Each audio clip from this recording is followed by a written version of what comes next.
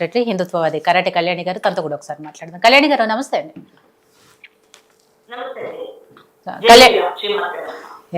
So Kalyani గారు, గత కొన్ని రోజులుగా మీరు ఏవైతే ఆలయ దాడుల గురించి కానీ, విగ్రహాలు ధ్వంసం చేయటం కానివ్వండి, వీటన్నిటి మీద పోరాటం చేస్తూనే ఉన్నారు. మొన్న రీసెంట్ గా బంజారా హిల్స్ లో ఏదైతే ఒక గుడిని ప్రభుత్వమే కూల్చివేసిందో దాని మీద విపరీతమైన పోరాటం చేశారు.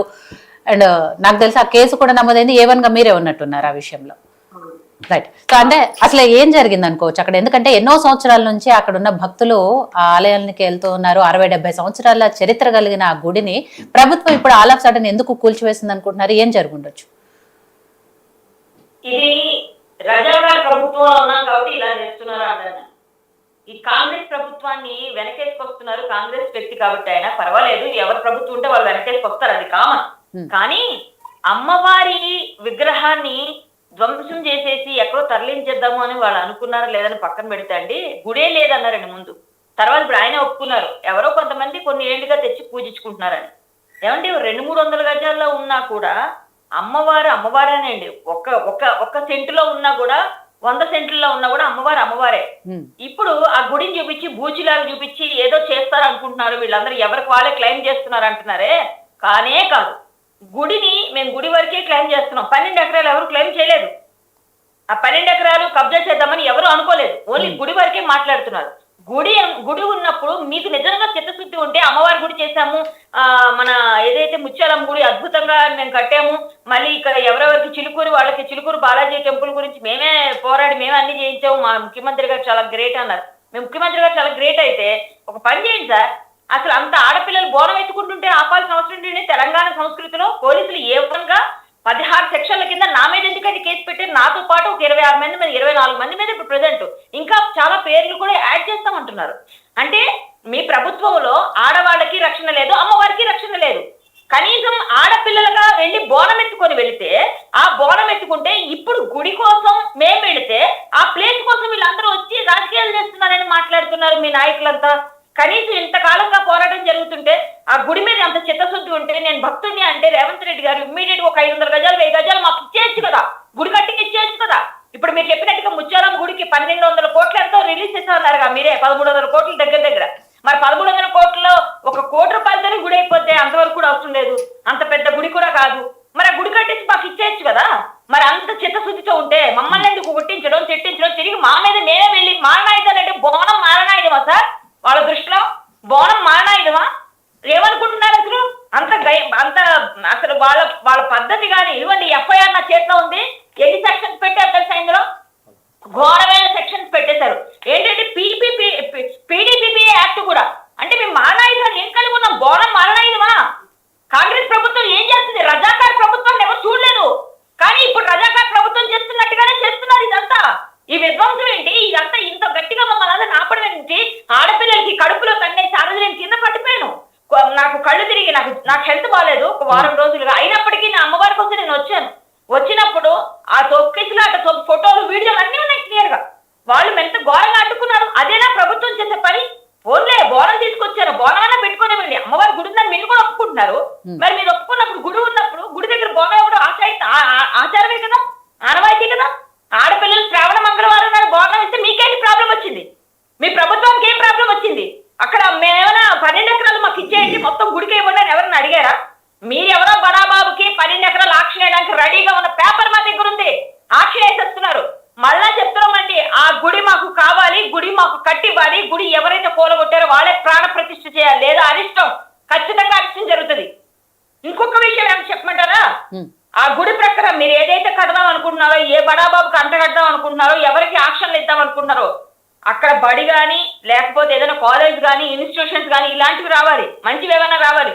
అంతేగాని బార్ అండ్ రెస్టారెంట్లు, పబ్బులు గిబ్బులు వచ్చాయనుకోండి మళ్ళీ గబ్బే చేస్తారు మీరు. కాబట్టి మేము ఖచ్చితంగా దాన్ని కూడా స్వాగతించాం. గుడి పక్కన ఎప్పుడు మంచి కన్స్ట్రక్షన్ ఏదో ఇల్లులో లేదా అవి ఎవరికి ఇచ్చేస్తారు కదా, ఏమైనా చేస్తే ఒప్పుకుంటాం. కానీ ఒక ఏదైనా పబ్బులో గబ్బులో పెట్టారంటే మాత్రం మళ్ళీ గొడవలు అవుతాయి. కాబట్టి గుడిని పవిత్రతను కాపాడాలి. గుడి చుట్టూ ఖచ్చితంగా మీరు మాకు అన్ని విధాలుగా సెక్యూర్ చేసి మీరే ఇవ్వాలి కదా. ఇప్పుడు ఎవరైతే తప్పు చేశారో వాళ్ళే సరిదిద్దుకోవాలి. అంతెందుకండి, మీ రేవంత్ రెడ్డి గారి ఇల్లు రోడ్డు మీదే ఉంది కదా సార్, అది అడ్డు కాలేదు. ఎమ్మెల్యేల ఇల్లు రోడ్డు మీద ఉన్నాయి, అలాగే గవర్నమెంట్ ప్లేసులు చాలా దర్గాలు ఉన్నాయి, చాలా మసీదులు ఉన్నాయి, మేము చూపిస్తాము. వాటిని ఎందుకంటే కూలగొట్టలేదు? ఇది లోపల ఎక్కడో మూల ఉన్నది ఎవరికి అడ్డొచ్చిందండి? ఎందుకు అడ్డొచ్చిందండి? అమ్మవారి గుడి పైన స్లాబ్ వేసుకుంటే ఆ భక్తులందరూ గుడి ఉంది కాబట్టే కదండి వేసుకున్నారు స్లాబ్. గుడి ఉన్నప్పుడు ఆ గుడి స్లాబ్ వేసుకుంటే స్లాబ్ ఎందుకంటే తీసేశారు. అమ్మవారి కళ్ళకు వచ్చి ఎప్పటి నుంచో పూజలు అందుకుంటుంది కదా, చిన్నది అచ్చాదుని ఏర్పాటు చేశారు. దాన్ని కూడా మీరు వద్దని చెప్పేసి మొత్తం ఇట్లా చేయడం అనేది ఎంతవరకు కరెక్ట్, ఎంతవరకు సమంజసం? ఆడపిల్లల్ని బయటికి ఎలా అంటే అలా కొట్టి, ఎలా బయట తొక్కి మమ్మల్ని ఎన్ని రకాలుగా ఆడపిల్లలు కూడా చూడకుండా కొట్టారు. తిరిగి మా మీద మారణాయుధాలు కలిగి ఉన్నారు. PDPP యాక్ట్ ఏమి యాక్ట్ సార్ ఇది? 16 సెక్షన్లో ఎక్కడైనా చూసారా సార్? అంటే భయభ్రాంతులకు గురి చేస్తారా? మేము వెళ్ళకూడదా మళ్ళీ ఇంకొకసారేనా? ఎక్కడికైనా వెళ్తాం, ప్రాణం పోయి వెళ్తాం గుడి వరకు. ఖచ్చితంగా గుడి కోసం పోరాడతాం, ఎట్టి పరిస్థితుల్లో పోరాడతాం. ఇంతవరకు ఒక అనౌన్స్మెంట్ చేయలేదు గవర్నమెంట్. కలెక్టర్ని కలిశారు, మినిస్టర్స్ని కలిశారు, అన్ని చేశారు, అనౌన్స్మెంట్ లేదు. మా బీజేపీ ధార్మిక శాఖ తరఫున నేను వెళ్ళి పాల్గొన్నానా, హిందుత్వవాదిగా పాల్గొన్నానా, లేకపోతే ఒక సంఘ సేవకురాలుగా పాల్గొన్నానా, ఏదైనా అనుకో, నేను అమ్మవారి భక్తురాలుగా పాల్గొన్నా. ఇవన్నీ తర్వాత అమ్మవారి భక్తురాలుగా పాల్గొన్నాను. నేను అమ్మవారి భక్తురాలు. శ్రీమాత్రే నమః అనే మేము మొదలు పెడతాం పూజ ఇంట్లో. ఈ రోజు శుక్రవారం. మళ్ళీ నేను బాధపడుతున్నా అమ్మవారి గుడి తొందరగా రావాలని. కనీసం జ్ఞానం లేదా అండి? ఎలా ప్రవర్తించాలో తెలియదండి ప్రభుత్వానికి, ఎవరిని ఎలా చూడాలో తెలియదండి.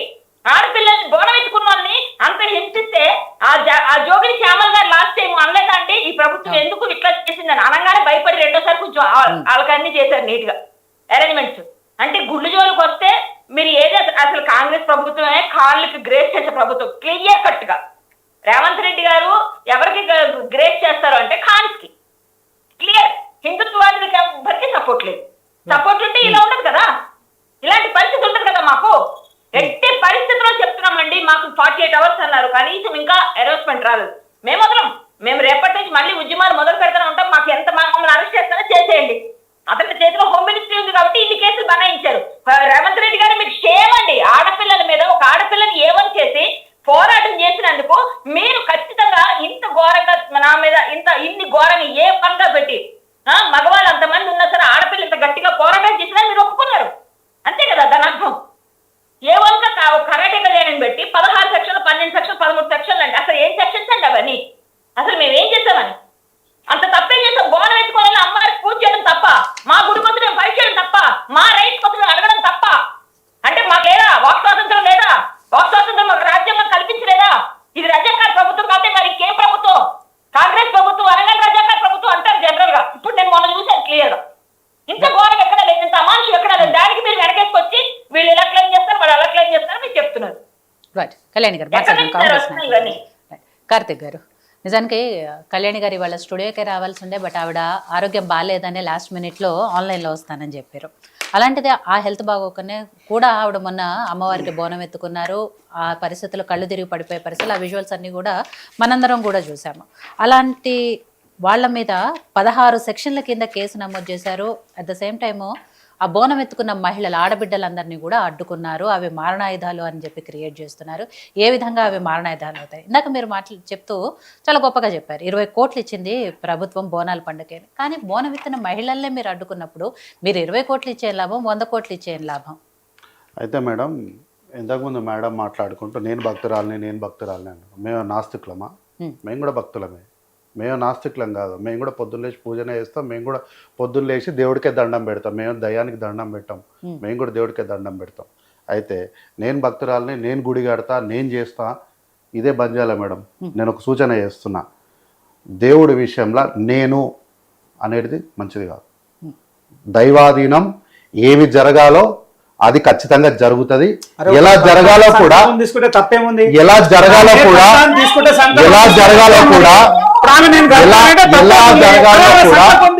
అట్లా జరుగుతుంది. దేవుడి విషయంలో నేను చేస్తా అంటే